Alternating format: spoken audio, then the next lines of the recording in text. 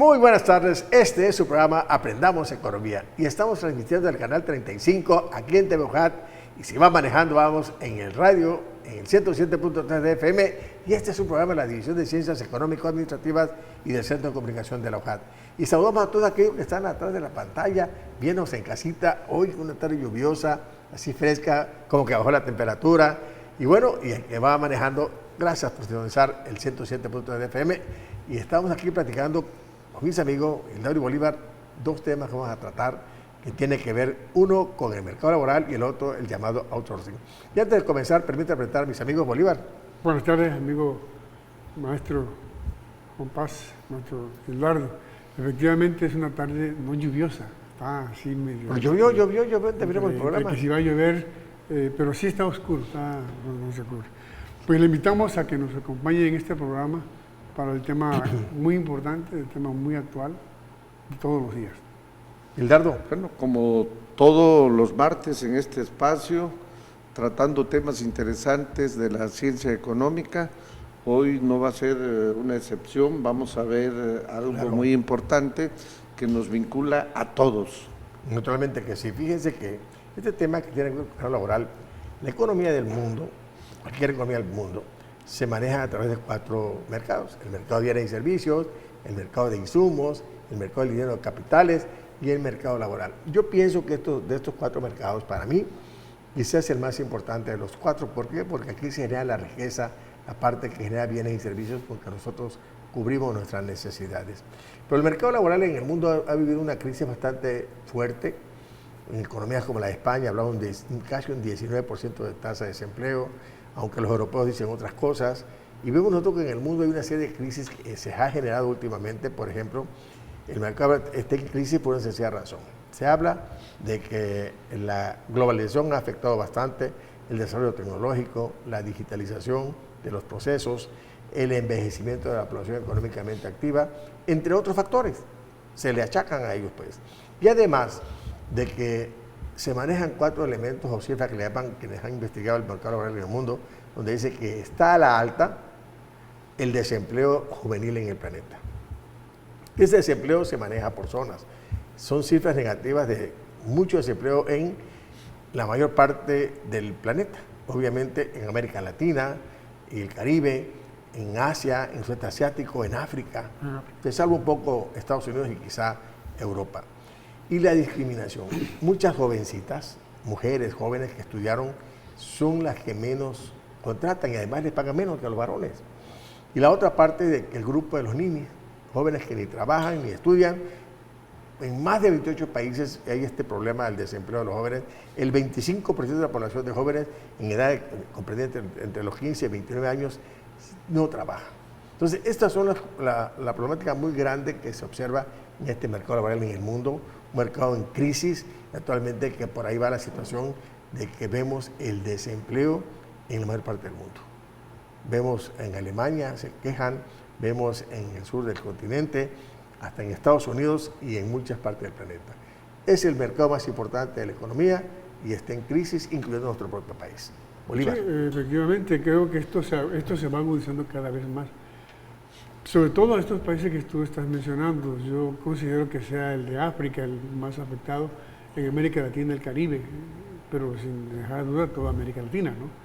Es un fenómeno propio de este sistema capitalista que se va agudizando, creo que hasta un clima más en la que ya tiende pues a romperse esta parte, ¿no?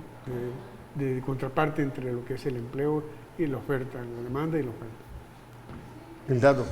Fíjense que cuando hablamos de mercado laboral, me pregunto qué es, cómo tratar este tema para que quede claro lo que está pasando. Porque hablamos de trabajo y el concepto de trabajo es un concepto muy abstracto, es un concepto que históricamente representa muchas cosas como tal. ¿Y en qué sentido comento esto? El trabajo para muchos filósofos es la esencia del ser humano. Sin trabajo no hay sociedad, no hay seres humanos, no existiríamos. El trabajo es el que nos ha desarrollado como especie, y el trabajo, desde ese punto de vista, no es más que la relación que tiene la sociedad o los seres humanos con la naturaleza. La naturaleza nos brinda todos los bienes y todos los recursos para satisfacer nuestras necesidades. O sea, esa relación entre sociedad y naturaleza es trabajo.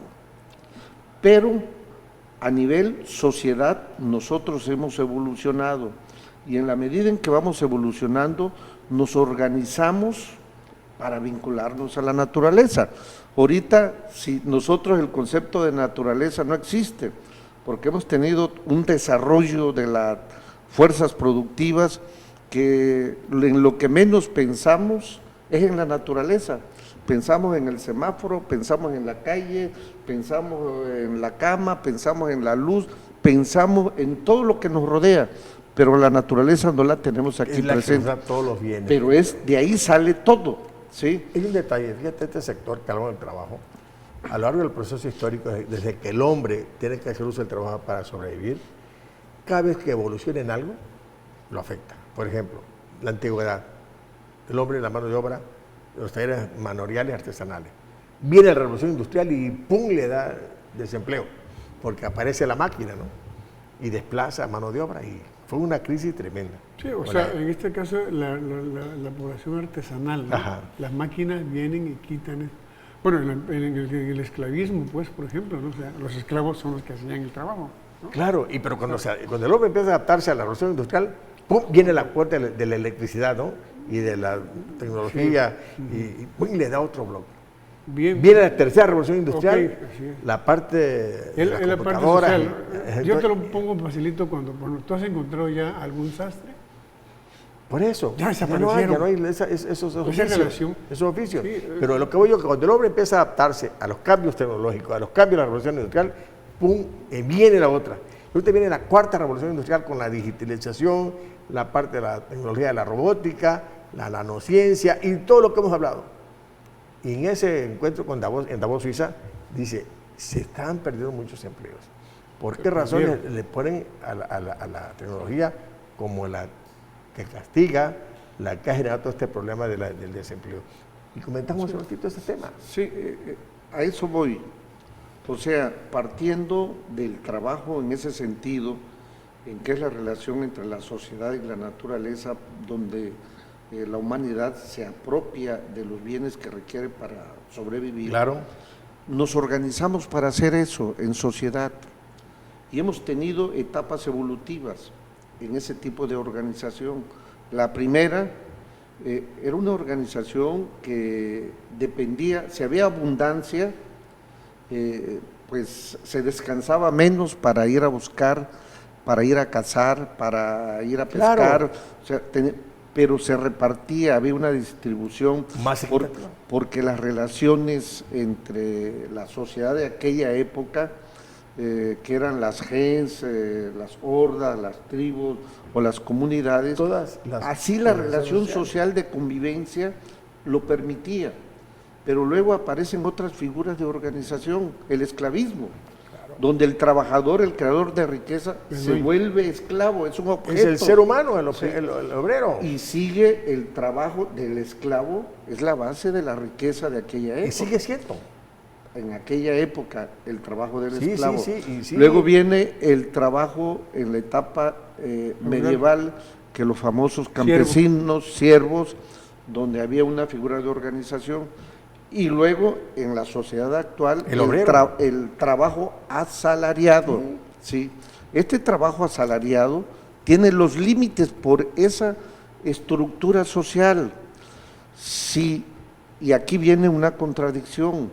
La ciencia, la tecnología es un producto social, es el resultado de la sociedad. Se lo apropian de manera individual y eso implica con una contradicción, porque en lugar de beneficiar a la humanidad, la perjudica.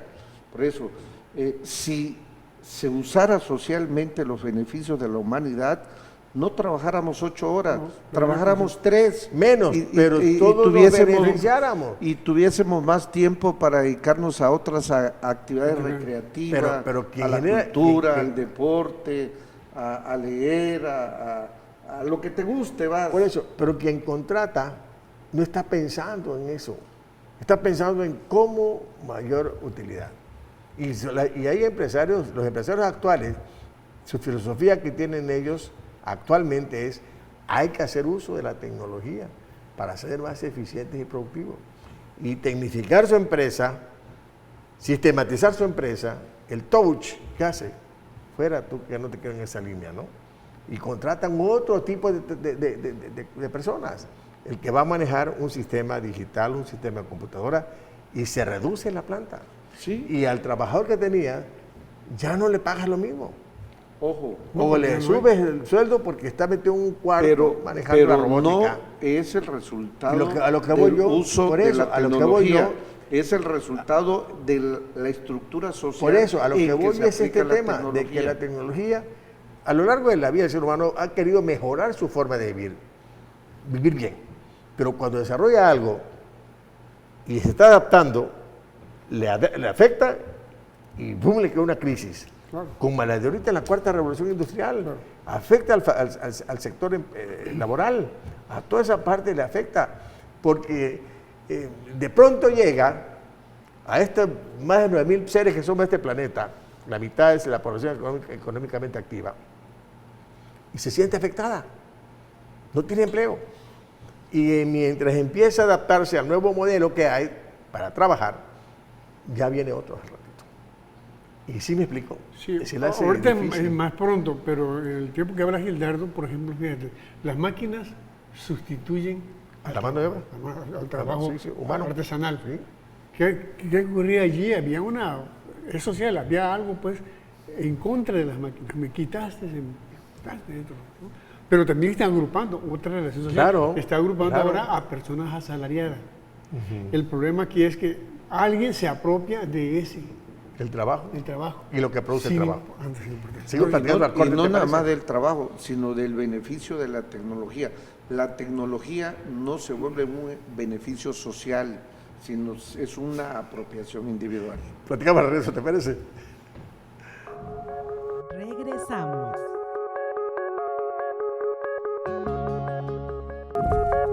Continuamos.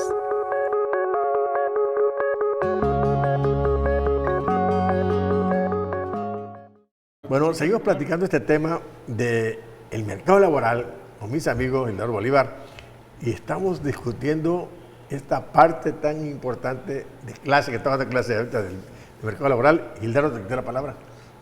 Comentábamos que para aterrizar al día de hoy y entender bien lo que es el mercado laboral o el mercado de trabajo, es muy importante conocer qué cosa es el trabajo históricamente, cómo se genera y cómo en la sociedad se va modificando estas relaciones.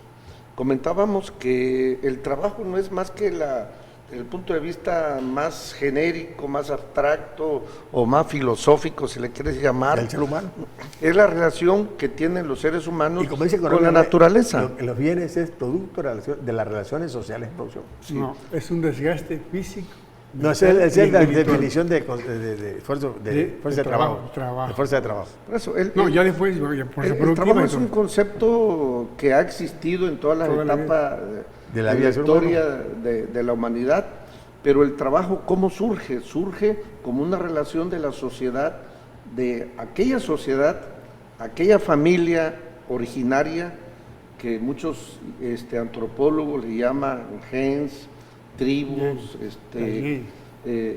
clanes, comunidades, hordas, y hay una diversidad de nombres que era una familia colectiva, finalmente, eso era lo que expresaba esa figura organizacional en esos tiempos. Entonces, esa relación que existía de la sociedad con la naturaleza era el trabajo, y el trabajo es la esencia para esas sociedades, y eso es lo que permite evolucionar a estas sociedades para que lleguemos al día de hoy.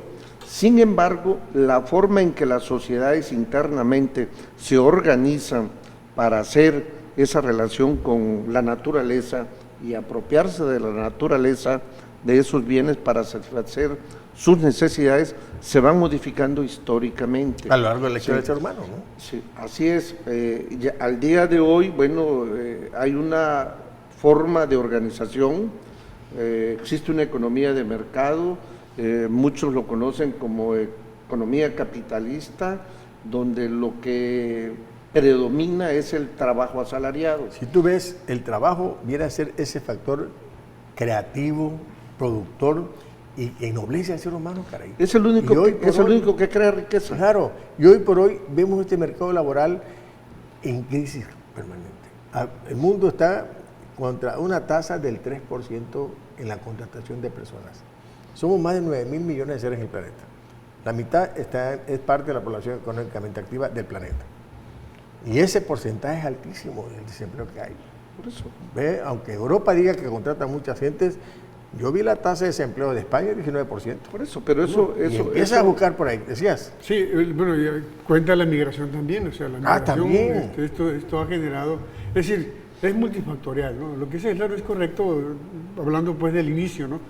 Se convierte en las fuerzas productivas, las únicas generadoras de valor, de riqueza. Claro. El problema es que ese generador de valor cada día se le retribuye menos, hasta un grado en que y allí tenemos ya la separación, pues de cuántos desempleados tienes a nivel global. En tu lista aparece ya casi como usted. ¿Cuánto? Una tasa del 3%, imagínate, es más alta. Desempleado. El promedio de desempleado es más alta. Yo vi la de España 19%. O sea, vemos nosotros que esta parte del factor trabajo, que realmente es el que genera riqueza, y no hablamos de dinero, sino cuando hablamos de riqueza, es la que genera bienes y servicios que son los que necesitamos nosotros para sobrevivir. Por eso, lo que ustedes comentan son particularidades que la economía de mercado y que el desarrollo de la sociedad expresa. Por eso es muy importante entender, por ejemplo, el desempleo actualmente no es producto de la tecnología. La tecnología es un producto social. El desempleo es el uso de la tecnología en relaciones de mercado o las relaciones capitalistas que conocemos. Claro. Hay una contradicción, o sea, la riqueza se crea socialmente y se apropia de manera personal. Imagínense ustedes desde el punto de vista, como veníamos analizando, el trabajo y la tecnología están totalmente vinculados. La tecnología debe servir para aminorar el desgaste, el esfuerzo físico de las personas. Y en la medida en que se desarrolle la tecnología, el ser humano debería de trabajar menos, pero sucede todo lo contrario. Le cambia todo. Trabajamos más y además de eso, ganamos menos. Muchos no tienen opción de trabajar porque el uso de la tecnología en esta forma social no les permite hacerlo. Fíjate que... Sí, hablamos del tiempo de la robótica. Claro. ¿No? O sea, ¿será posible eso? Y esto sí, ya está hay una tendencia. Está a la vuelta de la esquina, la robótica. Hay una tendencia a esa parte, ¿no? Por ejemplo, ahora para poner algo en el espacio, ya no va ningún individuo. No, va un robot. Por ejemplo, yo veo un dato aquí, que aparte lo comentaba de las tecnologías, de que el problema de bajo crecimiento del mercado laboral se puede ver desde 3 enfoques. En primer lugar, la situación actual. En segundo lugar, desde las políticas económicas que se emite el gobierno. En tercero, las causas que propician el bajo desempeño. Actualmente el mercado laboral, con el afán de quienes contratan a estas personas, tiene un comportamiento muy especial. Un comportamiento que niega prestaciones, que paga pocos salarios, bajos salarios y pocos compromisos. Y por esas razones es que hoy se manejan formas de cómo evitar compromisos con el trabajador. Manejan un contrato y el contrato no te queda compromisos. La jornada de labor, un contrato que firmas durante X tiempo y se acabó. Ya te pagué, adiós. La jornada laboral, le pagas a la persona por las horas o tiempo que haya trabajado, el producto terminado, el outsourcing que vamos a comentar al ratito y el offshoring. Son formas de que contrato a alguien, yo te pago lo que creo que debes ganar, y hasta ahí llegó mi compromiso. Cada día este mercado laboral va quitándole mejores formas de trabajo a las personas que se contratan. No quiere dar prestaciones, no quiere dar el servicio médico. Se te enferman y no quiere dar el servicio médico. No quiere dar la parte cuando se retiran, se jubilan. No quiere dar muchísimas cosas. Creo que el ser humano como que se ha deshumanizado y no alcanzó a ver de que el ser humano debe ver por el propio ser humano, que debe ver que el trabajo es enriquecedor, es noble, pero que realmente le pague lo que debe ganar. En nuestro país, que vamos a entrar a comentar este tema, es donde ganamos los salarios más bajos del planeta. Apenas, hace unos días platicamos que el 20% apenas. Pero lo que tú comentas es algo normal en la sociedad que vivimos.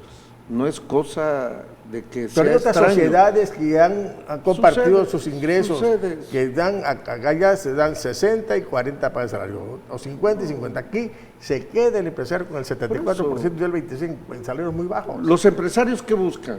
Eso lo Producir, sabemos, lo buscan sabemos. utilidades, ganancias, ¿sí? Que es la relación económica fundamental. O sea, Y reducir costos, no lo reducen por incremento de la No, ya lo sé productividad, que no. lo reducen en base Para más ganar utilidades.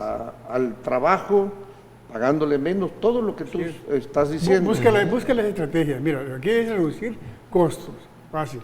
Es decir, en este caso de la fuerza de trabajo, pues es lo más débil, ¿no?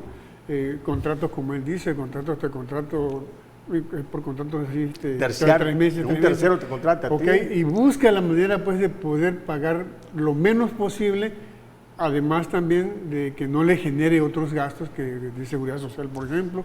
Esa es la razón de ser del capital. Aquí es. Esa parte, o sea, se contrae y, por ejemplo, surgen personas desempleadas, pues ya no encuentran. Entonces diremos la tasa, ¿no? Pero yo he encontrado profesionistas acá que salen y no encuentran empleo. O le ofrecen cualquier cosa. Ya se van. Entonces, como que esas partes, error del mercado, o sea, como lo pudiéramos llamar, sí afecta y contribuye a que este crecimiento de población desocupada vaya en aumento cada vez más considerable. Y ser parte de la economía subterránea, que llaman, ¿no? Informal. La misma economía normal, o sea, los muchachos que tenemos aquí estudiando con nosotros tienen problemas para emplearse. Ellos, su ilusión era un buen empleo, pero cuando ya salen de acá es una decepción. Esa parte, ¿no? Va generando más desempleo, ¿no? Sí. Y lo que en tu corriente, lo que diría Carlos Mar, o sea, hay un proletariado, hay un ejército industrial de reserva. Bueno, mira, hoy Carlos Mar tiene vigencia. Es sencillo, o sea, en el bosque hay que verlo completo, no perdernos con los árboles, las particularidades, todos estos fenómenos que ustedes están mencionando, particulares, pero son realidades en la vida social y económica. Pero eso bosque, no nos explica por qué está sucediendo eso. Está sucediendo sencillamente porque la estructura social en la cual estamos viviendo, eso es lo que busca. O sea, las relaciones sociales aquí se cosifican y se personifican. ¿Qué cosa es cosificar? Que todo lo hacemos a través de mercancía. Nuestra relación es una relación mercantil a través de cosas. Y personificar es que cada quien dentro de la sociedad realizamos una función. Si tú si tú eres empresario, vas a actuar como empresarios. Si eres comerciante, vas a actuar como comerciante. Si eres banquero, vas a querer cobrar más comisiones, más tasas de interés. ¿Por qué? Porque ese es tu función social dentro de la estructura que vivimos actualmente. O sea, esa personificación se hace. Si somos asalariados, pues vamos a actuar como asalariados, porque esa es nuestra función en el entorno en que estamos viviendo. Pero no podemos nosotros, en el enfoque económico, hacer a un lado este planteamiento social. No lo estamos haciendo a un lado, lo estamos comentando, lo estamos analizando. Sí, creo que va por otra parte, Gilardo. O sea, el bosque tiene dueño. y se forman con particularidades. Entonces, y tiene árboles, hay muchos particulares que son árboles para hacer el bosque, no puede formarse solito. Pero sí, efectivamente, esas relaciones que él habla son ciertas, o sea, se dan pues en todos los sistemas de producción. En este sistema que hablábamos, el capitalista, es donde más complicado está. ¿Por qué? Porque ya lo vimos antes. Antes hablábamos, ¿quiénes poseen la riqueza? El 1%. ¿Quiénes? Todo. Claro. Así es un sistema explotador. Yo pierde la clase desprotegida. Yo creo que esa es la parte que te voy a comentar, Sandro, ¿te parece? Regresamos.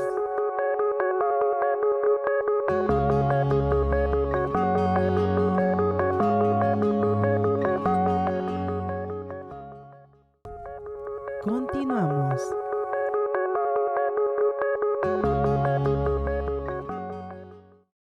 Bien, seguimos platicando este tema del mercado laboral. Yo sí quiero que llegamos a la mitad del programa y sí quisiera que hiciéramos un comentario acerca del mercado laboral en México.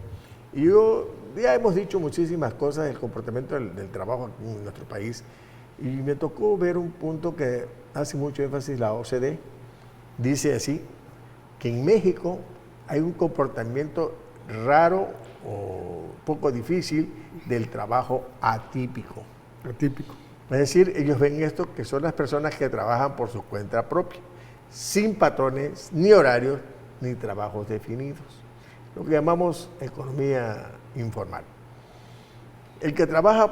Esta parte del que trabaja por cuenta propia en este país es el 78% de la población que fue despedida. De los que llaman los freelance, ¿no?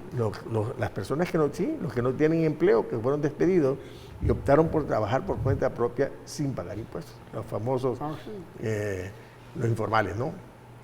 Obviamente, dice la OCDE que esta realidad en México es complicada, es difícil. ¿Por qué razones? Porque no ha podido el gobierno con sus políticas económicas poder meter esto informal a lo formal. Tiene que buscar la forma de cómo que este 78% sea menos para que se integre a la parte formal para que pague impuestos, claro. La captación. Obviamente es esta situación para mejorar, dice la OCDE, que es tan complicada que solo tienen que participar y ponerse de acuerdo un trabajo conjunto entre gobierno e iniciativa privada. Porque esta situación de la informalidad es alta, fíjate, el 78% de la población que no tiene trabajo se ha orientado hacia allá. Obviamente sobrevive, gasta, genera dinero, sobrevive, pero no le paga al gobierno ningún peso de impuestos. La OCDE ha hecho mucho énfasis en esta parte. Decías. Fíjate que a la economía informal, que ya se le llama más decentemente, porque antes le decían economía subterránea. O sea, creo que la pregunta que... Hoy le llaman trabajo atípico. Atípico también. Bueno, son las modalidades. Pero la pregunta que nos tendríamos que hacer, ¿por qué existe un sector tan importante? El INEGI nos dice que en el 2018 casi el 25% del PIB lo genera la economía informal. Es probable. Esos datos en base a sus cálculos de proyección que hacen. Pero la pregunta es, ¿por qué? ¿Qué cosa es la economía informal? Como lo comentabas, es gente que por alguna razón ellos mismos son sus empleadores, sí. Sus jefes, emprenden un pequeño negocio, muchas veces no lo registran, muchas veces son familiares,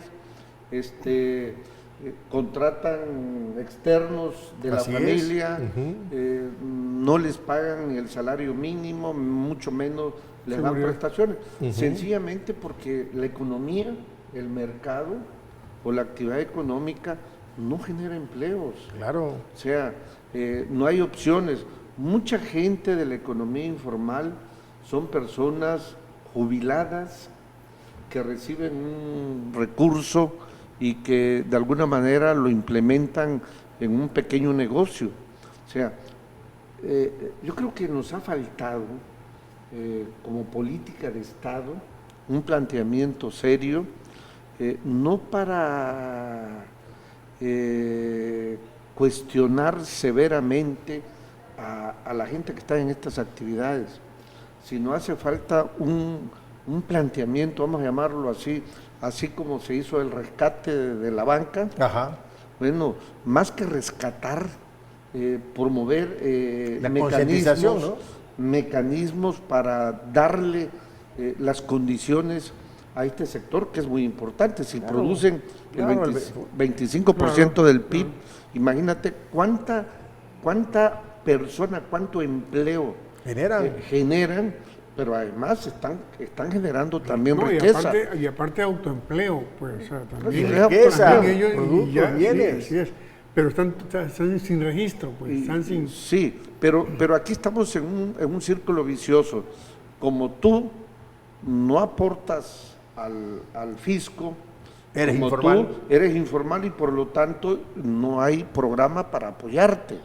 Yo creo que con esa actitud, si se maneja esa actitud que se traía en la administración anterior, pues el sector informal va a seguir creciendo. Y no tenemos se va a sumar, que rescatarlo. claro. Sí. Creo que alguna de las políticas del actual gobierno es exactamente, ahí tiene un nombre, las tandas, sí, que de alguna manera es promover crédito a la palabra, el crédito a la palabra, está más enfocado esa hacia el forma campo. de darle dinero a estos micronegocios crea un vínculo con el gobierno y al rato la mete a la formalidad.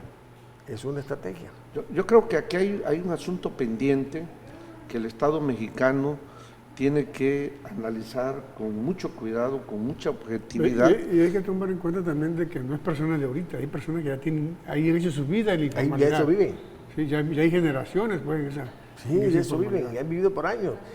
Debe el gobierno de buscar unas estrategias que le permita que esa gente aporte algo al fisco. Quizá una cuota fija, quizá un depósito en una cuenta en el Banco de Hacienda, algo que dé. Ya en un tiempo es el 25%. Hubo los famosos contribuyentes menores, que solamente pagaban una cuota. Y la quitaron. No funcionó porque ellos se dedicaban a facturar y podían facturar IVA y poner una acción tremenda. Pero una forma de cómo hacerlos que... Está bien, el Consejo se hacer un planteamiento de cómo rescatar a esas personas, a ese trabajo micronegocios. Y claro, convertirlo porque tienen sus características propias, ¿sí? Hay comercio. Hay varias actividades. Hay comercio, hay talleres artesanales, hay ciertos servicios que... Así es. O sea, clasificar bien esta economía informal y tomar políticas de Estado, claro, para ver cómo promover el desarrollo de ellos, para que se incorporen a la dinámica de nuestra economía. En un tiempo más enfocado al mercado, por ejemplo, los productores, se entendía que los productores llegaban a expender sus productos. Claro. No. Llegan los intermediarios y son los que le compran a ellos y son los que se posicionan en el mercado. O sea, sí es cierto, tenemos que buscar una política que pueda rescatar ese trabajo atípico y convertirlo en formal. Porque no nada más es una actividad comercial, sino también hay actividades industriales. Sí. Una diversidad de servicios que se presentan. Ahí de la metalmecánica hay muchos talleres que inclusive por ahí pululan y no están registrados. Y no pagan. No pagan. Es que ser una estrategia, algo así. Hoy el gobierno está con el micronegocio, con los préstamos que llaman tandas, ¿no? Sí. Te dan uno, otra, y ya te tienen controlado. Ya eres parte del gobierno. Entonces, hay que buscar... Pero sí debe ser más programas más intensivos, ¿no? Porque sí es cierto, ve la informalidad que hay, ¿no? Sí. Y es considerable. Pero además, si vemos en la parte de generación de riqueza, claro, que es la cuarta parte del PIB, pero si vemos en la generación de empleo, casi el 50% de la población empleada está en esas circunstancias. Sí. Entonces, no podemos dejar rezagado este sector. Hay que replantearnos algún tipo de política pública que trate seriamente el problema. No que venga a darle paliativos como ha sucedido anteriormente. No. Sí. Yo creo que por ahí la situación del empleo en nuestro país es el gran punto que tenemos que ver y que lo señala la OCDE es el trabajo atípico, el trabajo de la economía no formal, lo que llaman ellos así. Y este país nuestro, no sé, en el programa pasado decíamos nosotros de que ese bajo crecimiento, ese poco crecimiento es porque el INEGI mide solo lo que le dan, el poquito de información que le dan las empresas, y no se pone a ver que produce este trabajo informal, genera empleo, genera ingresos, genera bienes que se consumen. Pero lo es parte de la estima, o sea, economía. es una estimación que hace, ¿no? Pero no lo contempla como tal, y por eso hablan de bajo crecimiento. Hay formas de que van consumiendo las personas con los créditos, con los empleos, con los precios. Todo forma parte de lo que el ser humano, el mexicano, utiliza para consumir, y eso hace que la economía crezca. Si fuera una economía en recesión, estuviéramos en otras condiciones totalmente diferentes, con paros, con bloqueos, como está Alemania ahorita, como están en otras partes, en Argentina, Francia. Entonces, esas son las cosas que tenemos que ver nosotros, que no es así. Creo que estamos en mejores condiciones hoy. Fíjense que me dio mucho gusto escuchar hoy que el salario mínimo se incrementaba en un 20% y que se rompían muchos tabús que anteriormente en la política salarial que se manejaba en las administraciones pasadas, usaban dos argumentos que, por cierto, en los aspectos teóricos de microeconomía, ustedes que dan mucho en la micro, que si se pagaba salario, si se daba mucho salario, provoca inflación. Iba a provocar inflación.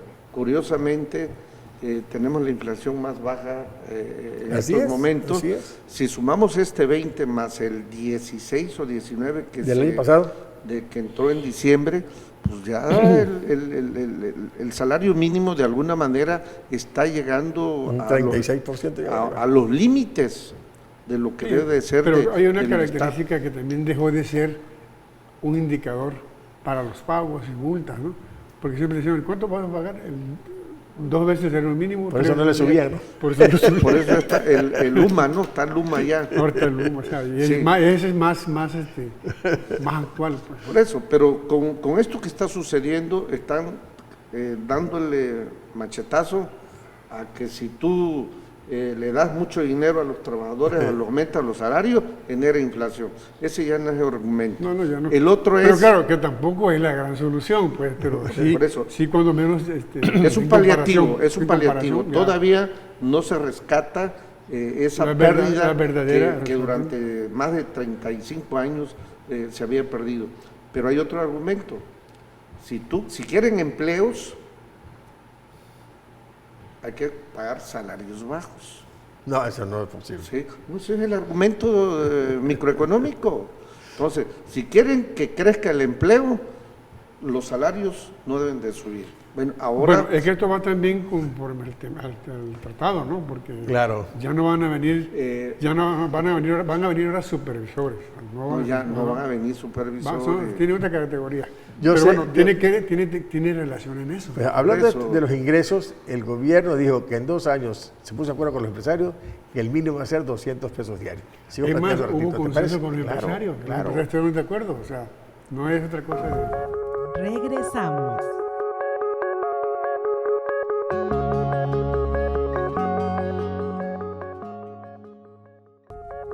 Continuamos.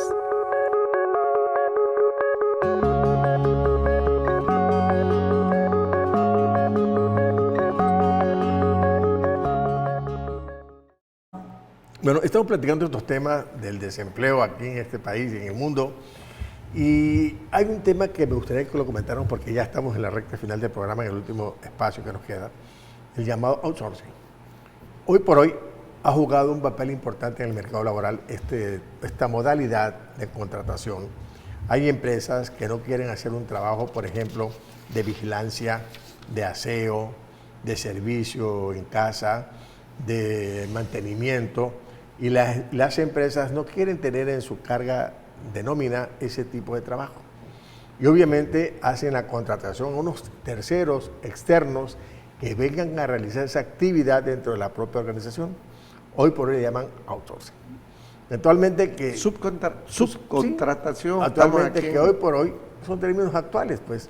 que Con sean, gringo. que sean Habla inglés. adoptados Habla inglés. o adaptados a nuestras vocabulario en Choco. español, y choco. Obviamente, estos trabajos no los hacen. Y hoy ha sido una actividad, hay empresas que se han dedicado a eso. Si tú ves en los servicios bancarios, muchas empresas ya no contratan personas para que hagan la limpieza. O cierto trabajo, tecnología muy, muy especializado, contratan estas empresas terceras, externas, para que hagan esa actividad. Y es una actividad de hoy, de estos tiempos. Es muy actual. Es muy actual. Es muy actual. Es debido a que les distrae esa actividad, ¿no? Les distrae esa actividad. Puede ser inclusive hasta de tecnología. Claro. No lo hacen, se lo dejan a otra empresa que lo haga, ¿no? Claro. Pretenden elevar su competitividad, creo yo. Ese es el objetivo de estas empresas, ¿no? Pero son injustas. Claro. Son injustas en su operación. Bueno, en la mayor parte de ellas, ¿no? Hay empresas que hasta te dan tu propia contabilidad, También. porque tú no quieres tener en tu espacio, de tu empresa, a alguien que lo haga por ti. Ya no quieres tener muchas personas, el desempleo. Tú ya no quieres contratar gente, reduces tu grupo de personas y nómina. En muchos casos las sí. empresas lo que pretenden es eliminar sus costos fijos y convertirlos Pensando en costos que- variables, porque ahí alcanzan su punto de Según equilibrio. por eso, pensando que con eso van a disminuir gastos y van a ganar más. Y entonces contratan otras empresas que hagan esas actividades por ellos. Tiene sus desventajas y sus ventajas, decía Gildardo. Bueno, es que esto es un planteamiento que se da en el esquema del modelo que existe de la globalización en el que nos encontramos inmersos. Las empresas buscan reducir costos y los costos, en teoría nos decían que una empresa reducía costos, una empresa de manufactura incrementando la productividad. Y incrementar la productividad era producir más en el mismo tiempo. Claro. Así de manera muy sencillita. Sin embargo, en el afán de competir, a llegar a mercados donde participan una diversidad de competencias, muchas empresas, bueno, sacaron este rollo de la subcontratación que se da no en todos los aspectos de la empresa. Es No, muy sí, claro sí, en las actividades de mercadotecnia, los sistemas contables, el Financiero. manejo de recursos humanos, aspectos financieros, de los procesos de producción, en ventas, distribución, en abastecimiento, pero hay algunos puntos que son intocables, por ejemplo, el manejo del recurso, la tesorería. Obviamente, Esa manejas no. tú. Esa no se la das a nadie. A nadie. El control de proveedores, si tú lo sueltas, Tampoco te se lo das a lo nadie. quitan. ¿Sí? Pero, por ejemplo, en el caso de limpieza, el caso de Sí, contabilidad, son ciertos el caso de servicios. mantenimiento de tu empresa. O sea, por ejemplo, como ventaja dicen ellos que hay abaratamiento de costos, porque tú no los metes, sino los demás lo van a hacer. Pagas una cuota y te lo hacen por ti. Sí, Mayor yo- efectividad, yo- ¿por qué razones? Ajá. Porque son especialistas que hagan ese trabajo que tú ya no quieres hacer. Ya no contratas gente, mayor especialización, porque obviamente, porque estas personas llegan a hacer el trabajo que tú no haces y lo hacen en el tiempo porque están ellos empujando a los que llevan para trabajar en tu empresa y menos riesgos. Evitas tú Por eso hasta despidos. se evitan esas partes. Por Claro. ejemplo, tú decías, en el caso de limpieza, se evitan esos gastos, ¿no? Pretendiendo que al dárselo a un tercero hay una mayor productividad. Si das mantenimiento Ya se quitan eléctrico ese- en tu empresa, se te electrocuta el fulano, se te cae, es un riesgo que tú corres. ¿Pero a quién se lo cargas? A la empresa que subcontrataste. Ese es el argumento. Y este argumento teórico sale desde el punto de vista de la planeación estratégica que ha agarrado mucho auge Claro. en este proceso. Sí, pero finalmente es una forma de quitarse costos, ¿sí? Quitar compromisos, por ejemplo, con personal. Imagínense una empresa que tiene que contratar personal, los pagos de prestaciones, prestaciones. todo lo que implica la nómina, La los seguridad riesgos, social. la seguridad. Entonces es fácil buscar a una empresa que dé ese servicio y punto, la empresa que lo contrata, ella le paga a la empresa que da el servicio Claro. y se olvida de De todo. todo. Claro. Entonces, pero esto se ha ido, ¿cómo llamarle? Corrompiendo en el Son las sentido llamadas desventajas que tiene ella. que todo ha Desprestigio. recaído en los trabajadores. Sí. Quizás sí se beneficia una empresa que contrata a Las un dos servicio. empresas.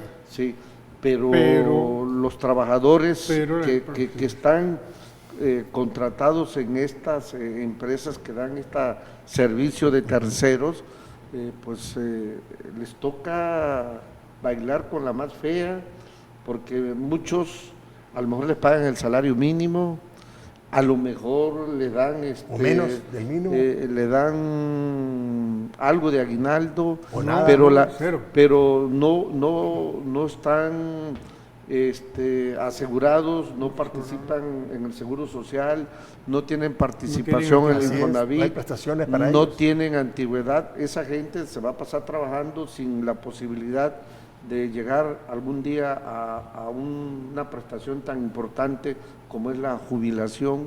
Entonces, es una forma de engañar al trabajador Explotarlo. y explotarlo con esta figura. Con esto que tú decías, se resumen 4 frases, 4 oraciones. Una, desprestigio.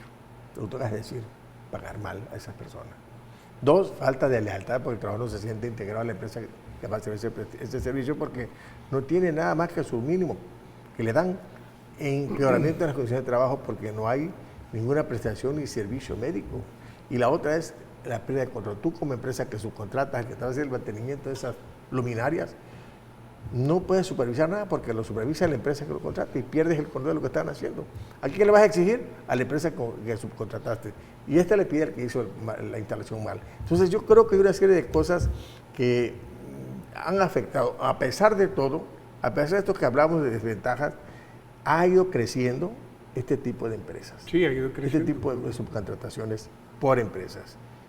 Hay ciertas actividades en las organizaciones productivas que ya no quieren tenerla en su nómina, porque además se convierten en otras cuestiones que afectan a la propia organización. ¿Decías algo, Bolívar? Sí, yo, el caso concreto que te comenté, Ajá. la vez pasada, es con respecto a la educación. Una empresa de educación a nivel superior,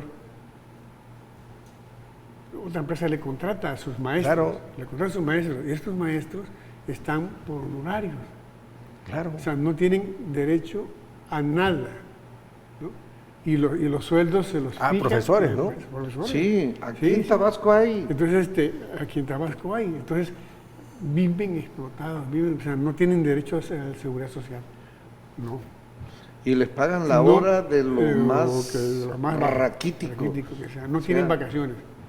Los periodos de vacaciones que tiene el instituto tienen que hacerlo. Las necesidades el hambre es canija. Así es, Y así entonces es. las Nadie que lo necesidades aguanta, de ¿no? obtener un ingreso, Así es. ellos pues caen en ese esquema. En ese esquema muy explotador. de subcontratación, y es absurdo que en instituciones de educación superior en nuestro estado se esté dando Actúen así. la subcontratación. Un outsourcing en esa parte, ¿no? Para que nos entiendan, subcontratar. Pues, Bueno, hay que irlo Pero- metiendo pero- ese anglicismo en la vida de nosotros, ¿no? pero imagínate cómo esta figura ha permeado otras áreas. Otras áreas, sí, es cierto. Por ejemplo, me acuerdo que una vez hubo un accidente en la Ciudad de México y detuvieron ahí a alguien que con mucha prepotencia y todo actuó. Luego salió de que esta persona había ganado una licitación de un puente, Ujú. pero una persona que no tenía absolutamente nada para hacer el puente. Entonces, él tenía el membrete de una empresa de membrete. X. Presupuesto. Se lo dieron, a lo mejor no sé de qué manera se lo. Entonces, él subcontrata a la empresa real, que Y es sí la sabe. que hubiese participado y se le hubieran adjudicado ese trabajo. trabajo. Entonces se vuelve como un intermediario, o sea, gana. Ese es y- el outsourcing. Sí, y exactamente en licitaciones de obra, en el sector público, la figura que se venía manejando del modelo neoliberal que tanto era ganar, ganar y ganar, bueno, así estaban ganando. Qué bárbaro. Pues esa es la vida diaria. Hoy esta forma de contratar personas sin darle nada, nada más que su salario raquítico, su mínimo en la mayoría de los casos, obviamente se ha convertido en una actividad diaria de generar empleo. Muy, muy pobre. Podemos cerrando el programa, ya se nos acabó el día de hoy. ¿Qué podemos hablar de este mercado laboral? Bolívar, Ricardo. Yo siento que México estamos en una coyuntura muy interesante. Se encuentra una ley ahorita en stand-by en el Senado que en nuestro país quiere regular. O sea, si se regula y se respetan todos aquellos aspectos que debe de tener y considerarse para la mano de obra, pues puede ser una figura positiva. Yo espero que el próximo año esa ley salga y se discuta bien. Boli. Yo creo que mientras salga esa ley, seguiremos sufriendo esto que estamos hablando, porque cada día se va agudizando más. Yo creo que este tema de mercado laboral tiene para mucho y vigencia. Nos vemos el 24 aquí con ustedes para desearles una feliz Navidad, que ya nos faltan 7 días para recibir a Jesús, Hijo de Dios, en casa. Hasta pronto.